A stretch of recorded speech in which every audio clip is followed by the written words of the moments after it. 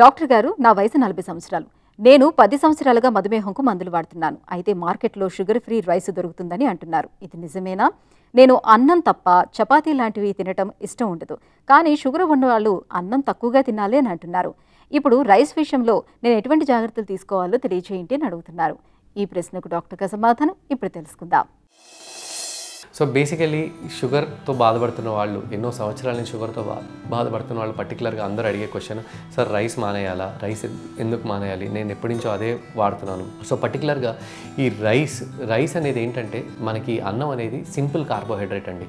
అంటే మనం తిన్న వెంటనే మనకి వితిన్ గంట సేపట్లో అరిగిపోతుంది. సో సింపుల్ కార్బోహైడ్రేట్స్ తోటి మనకు వచ్చే ప్రాబ్లం ఏంటంటే, మనకు ఒక్కసారిగా షుగర్ అనేది స్పైక్ అవుతుంది అనమాట. అంటే తిన్న వెంటనే ఒక్కసారిగా షుగర్ లెవెల్ విపరీతంగా పెరుగుతుంది. ఈ షుగర్ లెవెల్ ఎంతకంటే తక్కువ ఉండాలి, 180 కంటే తక్కువ ఉండాలి తిన్న తర్వాత.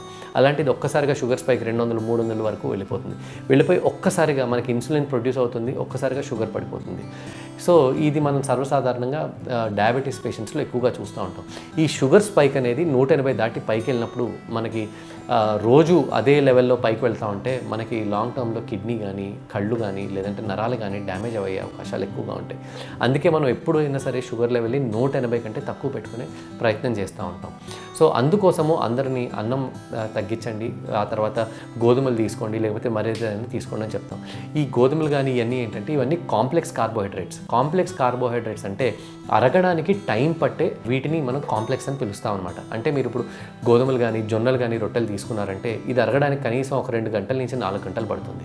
ఇప్పుడు మీరు అదొకటే కాకుండా ఈ వైట్ రైస్ కాకుండా మీరు దంపుడు బియ్యం కానీ, లేదంటే బ్రౌన్ రైస్ కానీ, రెడ్ రైస్ కానీ తీసుకుంటే దానిపైన కోటింగ్ ఉంటుంది. ఇవన్నీ అన్పాలిష్డ్ రైస్ అనమాట. అన్పాలిష్డ్ రైస్ కూడా మనం తీసుకోవచ్చు. అన్పాలిష్డ్ రైస్ తీసుకుంటే కూడా ఇది వెంటనే అరగడానికి టైం పడుతుంది. కాకపోతే ఏంటంటే చాలా మనందరికీ చిన్నప్పటి నుంచి వైట్ రైస్ అనేది అలవాటు అయిపోయి, ఈజీగా కడుపు అరగడం అలవాటు అయిపోయి మనం ఆటోమేటిక్గా వైట్ రైస్ వైపే ఎక్కువ చూస్తూ ఉంటాం.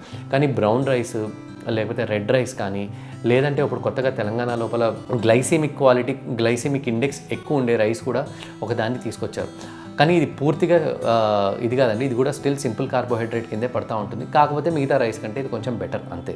సో అందుకోసం మిమ్మల్ని ఈ కాంప్లెక్స్ కార్బోహైడ్రేట్స్ తీసుకోండి అని చెప్తా ఉంటాం అనమాట. ఎందుకంటే షుగర్ స్పైక్ విపరీతంగా రాకుండా, 180 కంటే పైకి వెళ్లకుండా మిమ్మల్ని మీరు కాపాడుకోవచ్చు కాబట్టి.